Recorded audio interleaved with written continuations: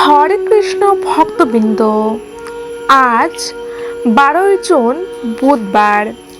সারা বিশ্ব জুড়ে পালিত হচ্ছে জামাই ষষ্ঠী। আজ মায়েরা ষষ্ঠী মায়ের বেশ ঘটা করে নিশ্চয়ই পুজো ও ব্রত পালন করছেন। তাহলে চলুন বন্ধুরা, দেরি না করে আজকে শ্রবণ করে নেওয়া যাক মা ষষ্ঠীর জামাই ষষ্ঠী ব্রত কথাটি।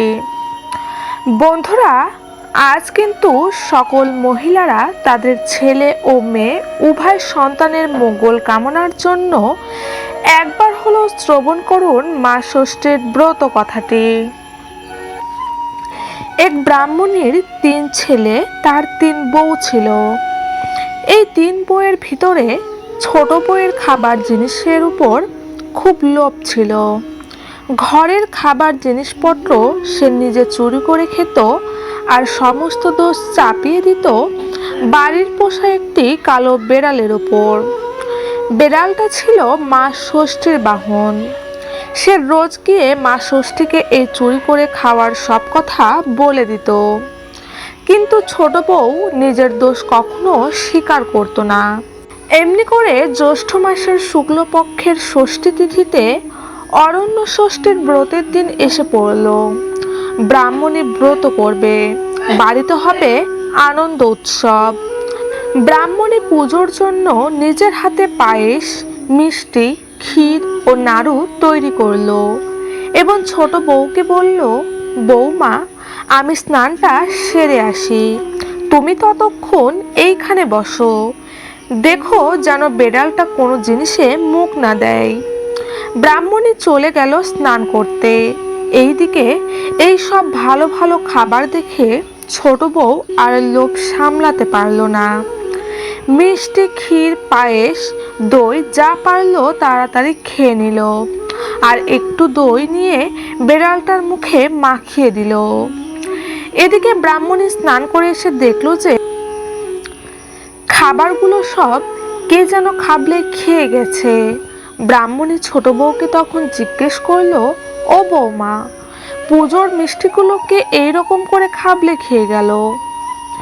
ছোট বউ বলল, কি জানি মা, একটু অন্য মানুষক হয়েছিল, সে সময় আমার চোখে ধুলো দিয়ে বেড়ালটা সব খেয়ে নিয়েছে, ওই দেখুন না, ওর মুখে সব লেগে রয়েছে। এই বলে ছোট বউ বেড়ালটাকে বেশ 2-4 ঘা দিয়ে দিল। শেষে ব্রাহ্মণী আবার সব নতুন করে জোগাড় করে পুজোর ব্যবস্থা করলো। এদিকে বেড়ালটা কাঁদতে কাঁদতে বনে চলে গেল এবং যেখানে দেবী অরণ্য ষষ্ঠী রয়েছে তার কাছে গিয়ে সব কথা বলে দিল। সব শুনে ষষ্ঠী দেবী বললেন, আমি সব জানি, তুই কাঁদিস নে, আমি শীঘ্রই ছোট বউকে এর প্রতিফল দেব। এই ঘটনার কয়েক মাস পরে ছোট বউয়ের সন্তান সম্ভাবনা দেখা দিল এবং 10 মাস 10 দিন পরে সে ফুটফুটে সুন্দর চাঁদের মতো একটি ছেলে প্রসব করল। ব্রাহ্মণী নাতির মুখ দেখে খুব খুশি হলো এবং গরিবদের দিকে দান ধ্যান করতে লাগলো। এদিকে ছোট বউ তার ছেলেকে কোলের কাছে নিয়ে রাত্রিতে নিশ্চিন্ত হয়ে শুলো, কিন্তু হায়, সকালবেলা ঘুম ভাঙতে দেখলো ছেলে তার কাছে নেই। শাশুড়ি ও বউয়ের খুব ভাবনা হলো। তারা বেশ কয়েকজন লোক নিয়ে চারদিকে খোঁজাখুঁজি করতে লাগলো, কিন্তু ছেলেকে কোথাও পাওয়া গেল না। এই রকম করে ছোট বউয়ের পর 7টি ছেলে আর একটি মেয়ে হলো, কিন্তু সবগুলো সন্তানই সে হারিয়ে ফেললো। রাত্রিতে ছোট বউ ছেলে নিয়ে শুতো আর সকাল হলেই ছেলে পাওয়া যেত না।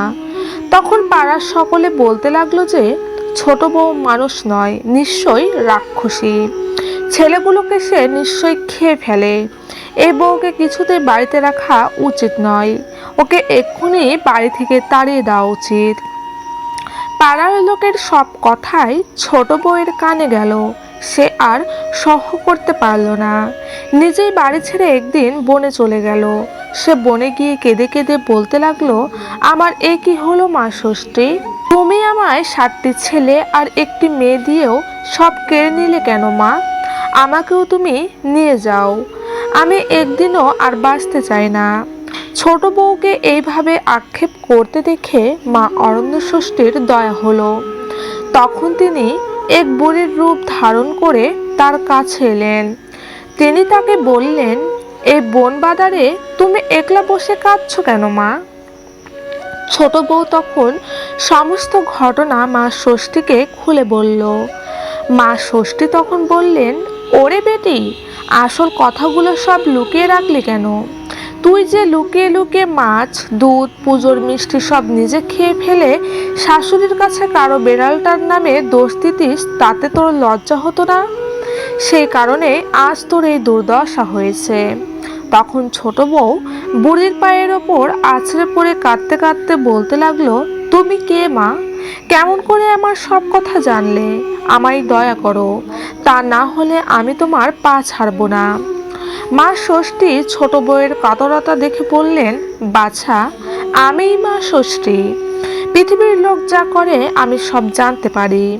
ছোট বউ তখন আবার কেঁদে বলতে লাগলো, মা, আমি খুবই অন্যায় করেছি, আমার পাপের শেষ নেই। আজ যখন দয়া করে আমায় দেখা দিয়েছো, তখন তুমি আমায় রক্ষে করো মা। তুমি যা বলবে আমি তাই করব। মা ষষ্ঠী তখন বললেন, দেখো, পথের ধারে ওইখানে একটা মরা বেড়াল পচে পড়ে রয়েছে। যদি এক হাঁড়ি দই ওই বেড়ালটার গায়ে ঢেলে দিয়ে সেই দই জিভ দিয়ে চেটে ফের হাঁড়িতে পুরতে পারো, তবে তোমার সব ছেলে মেয়ে আবার ফিরে পাবে। এই কথা শুনে ছোট বউ একটুও দেরি করল না। এক হাঁড়ি দই এনে সেই পচা বিড়ালের গায়ে ঢেলে দিল এবং পরে জিভ দিয়ে চেটে সমস্ত দই আবার হাঁড়িতে তুলে এনে মা ষষ্ঠীকে দেখালো। মা ষষ্ঠীও ছোট বউয়ের ছেলে মেয়েদের নিয়ে আগে থেকেই দাঁড়িয়েছিলেন। তিনি ছেলে মেয়েদের ছোট বউকে দিয়ে বললেন, এই নাও তোমার ছেলে মেয়ে, এই অমৃত দই দিয়ে সকলের কপালে ফোঁটা দাও, আর এদের নিয়ে আনন্দে সুখে ঘর কন্যা করো। আর কখনো পুজোর জিনিস লুকিয়ে খেয়ে আমার বাহনের নামে দোষ দিও না। ছেলে মেয়েদের দূর হ, মরে যা কখনো বলো না। অন্য কাউকে যদি বলতে শোনো তো তখন মা ষষ্ঠীর দাস ও ষাট ষাট বলবে।